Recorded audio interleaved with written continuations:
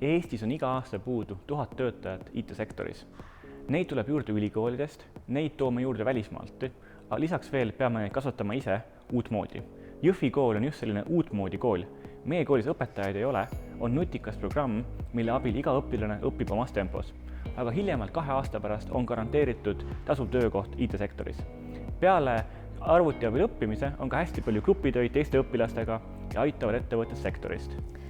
Otsime Jõhvi tehnoloogiakoolile tugeva missioonitundega koolijuhti, kellel on suur soov panustada Eesti tehnoloogiahariduse arengusse.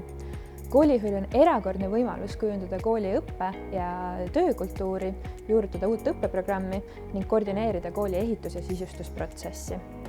Koolijuhi kandidaat peab olema valmis töötama üsnagi pingelises rahvusvahelises keskkonnas, lahendama probleeme lennult ning samal ajal olema veenev ja sütitav avalik esineja.